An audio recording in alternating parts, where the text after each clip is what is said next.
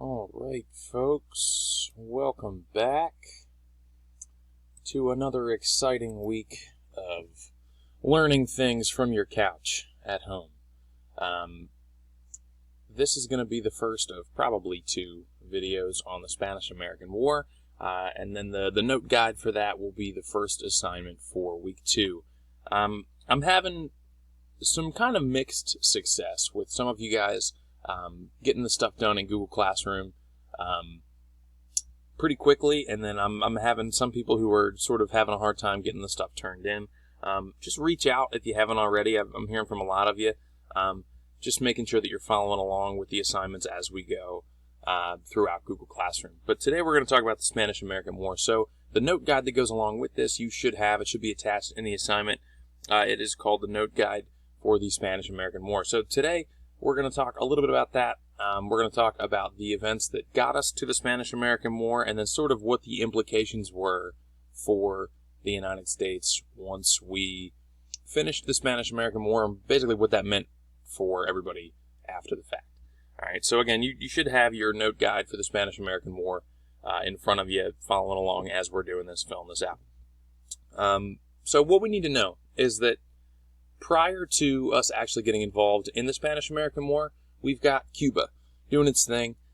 Cuba is a colony of Spain for hundreds of years. They had been for a really long time, and they had actually tried to gain their independence from Spain several times, except if you look on a map, Cuba is considerably smaller than Spain. Spain is, at the time, and for however many years at that point, it had been a super formidable, basically parent nation to Cuba, and they were way too big for Cuba to really have any success trying to gain any sort of independence from them. So they failed several times. Cuba was never really successful.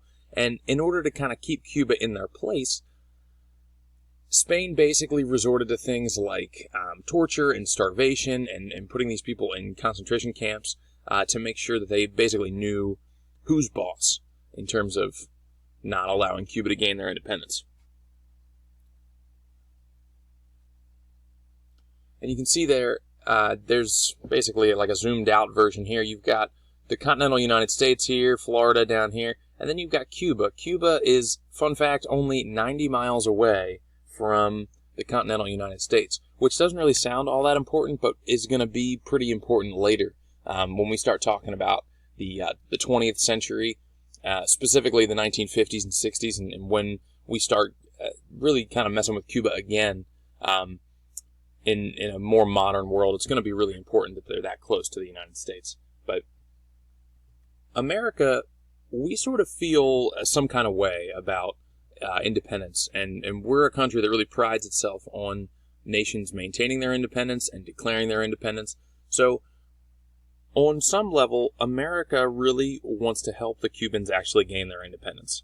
On another level, we're super concerned because they're only 90 miles away. We're super concerned with the fact that there might be rebellion, Cuban rebellion, and wars breaking out so close to the continental United States. And then lastly, the U.S. has a lot of sugar that we are trying to cultivate in Cuba, and we're basically trying to get the sugar trade up and running, not only in the continental United States and not only in Hawaii, which is the other place where we're getting some sugar, but in Cuba as well. So the fact that we are in Cuba trying to make some money, and they are not exactly stable and trying to gain their independence from Spain is sort of unsettling, kind of freaks us out. All right, so paint this picture in your head for me for a second. We've got this ship, okay? It's called the USS Maine. And in order to protect our interests, and by our interests I mean our sugar and the money that comes from our sugar that we're cultivating in Cuba, President McKinley at the time, who you remember as being the guy who is assassinated by the anarchist who eventually is the reason that Teddy Roosevelt becomes president, President McKinley sends down this battleship, the USS Maine, to Cuba, and it's going to chill in the harbor in Havana for about 3 weeks without any issues at all. And then one day, mysteriously, big old fat air quotes around mysteriously, on February 15th of 1898, the ship just mysteriously explodes, and 2/3 of the people on the ship are killed based on that explosion. And so naturally, our indication first is to look at Spain. Oh, it's got to be Spain's fault. We've had this ship in the harbor in Cuba for however many weeks now, and it shouldn't be an issue. Spain doesn't want us here. It's got to be Spain. One thing to think about with blaming Spain is, if you can imagine in a harbor, imagine Spain leaving underwater mines in a harbor. This is something that's not crazy unusual at the time, the thought of mines being placed anywhere in the seas to sort of take ships out of commission. So the idea was, it had to have been a Spanish mine that was placed there specifically to sabotage the USS Maine and any sort of United States enterprise there. And so out of this, we get this rallying cry.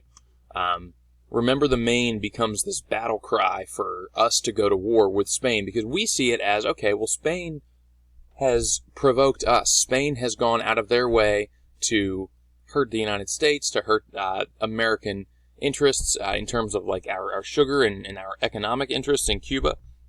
So it kind of freaks us out. And remember the Maine is actually only half of it.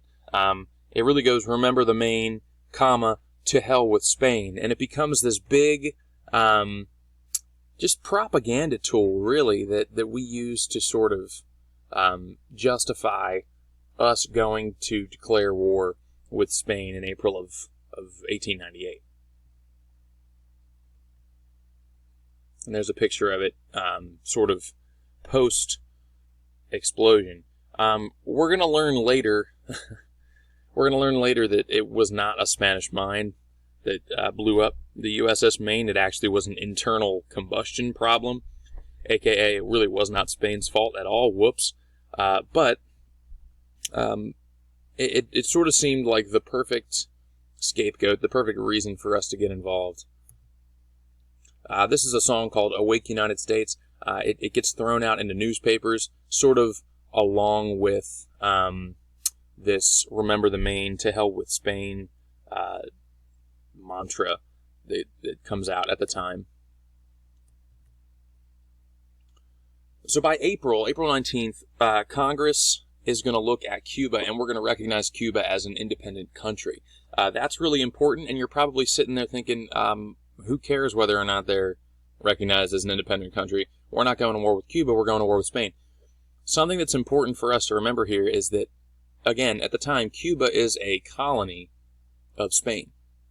And for us to go in there and sort of be meddling around with Cuban interests and trying to go to war with Spain, you have to think about it from a foreign policy perspective. You have to think about it from, if I was another country in a different part of the world watching as the United States goes in and tries to declare war with Spain over their current colony, Cuba, that makes us look a lot less like we are rescuing Cuba, and that makes us look a lot more like we're trying to, elbow our way in and steal Cuba from Spain. And we don't necessarily want Spain or anybody else in the world, we don't want them to think that. Even if that might be an interest on our mind, we really don't want them to think of us as we're sort of strong-arming our way in to do something that we shouldn't be in taking Cuba from Spain. This is actually a really important time for President McKinley. Most of the time, in fact, I'm pretty sure every other time we have ever needed to declare war, and I say we, the United States, anytime we've ever needed to declare war, the president will go to Congress and they'll basically say, hey, Congress, this is what I'm thinking, this is what needs to happen, we need to declare war. President McKinley here, he is sort of different in this idea that he's not going to go to Congress and ask them to declare war, but he's actually going to let Congress take the lead. He's going to let Congress, basically, the House of Representatives and the Senate, he's going to let them sort of make that call on their own and say whether or not they believe we should go to war with Spain. And of course, Congress did believe that we should go to war based on what we believed to have happened with the destruction of the USS Maine. So here's a really important vocabulary term that we're going to get out of this week in the assignments that you have for this week, specifically with the Spanish-American War. This vocab term is called yellow journalism, and there's kind of a cool story that goes along with why it's called yellow journalism and not something else like red journalism or pink journalism or blue journalism. There's a reason that it's called yellow journalism. But all we need to know at this point, and I promise you I will give you the lowdown on why it is called yellow journalism at some point, but all we need to know right now is that yellow journalism is this idea that newspapers and basically any sort of news outlets, they're going to put out news specifically because it is sensationalized, shocking, sort of quick to the punch that gets you to read an article, right? So think about it. If you are somebody who sells newspapers, your one single job on this planet is to get people to read your newspapers. That's why you get up every single day, right? So at this time, journalists and newspapers sort of go out of their way to kind of make this crazy sensational, crazy, exaggerated almost, and sometimes even not true. Notice that it says false there. Not all yellow journalism is false, but when I think of and when I teach yellow journalism, I kind of teach it as like the original, air quotes, fake news. I think of it as for the first time where we basically don't wait for the facts, like the actual facts to come out. Newspapers rather just put out the very first thing that they hear, and hopefully it's right, maybe it's not, we don't know, and they just kind of wait for it to happen. So imagine at this time, we've got a battleship, namely the USS Maine, who has just been destroyed by what we believe to be a Spanish mine. Do you think that the newspapers are really going to wait and sit around and hope that the right facts come in? Definitely not. They're going to wait for nothing at all, and they're going to take any sort of story that they hear. In this case, it's that the Spanish blew up a battleship called the USS Maine down in Cuba. We're going to take that story and we're going to run with it, and we're going to publish it in newspapers, and we're going to just throw it out there as quickly as possible. And so as a result, we get these feelings, these pro-war feelings, like we're totally engaging everybody to try and make them support as much as possible this idea that we ought to go to war with Spain. All right, in the next video, we're actually going to talk about the war itself, which, if you look down at the dates down here, is not that long of a war. It doesn't even last a whole year. In fact, it doesn't even last 6 months. It'll only go from April to August of 1898. Thanks for sticking with me. Go ahead and click on video 2, and we'll finish up.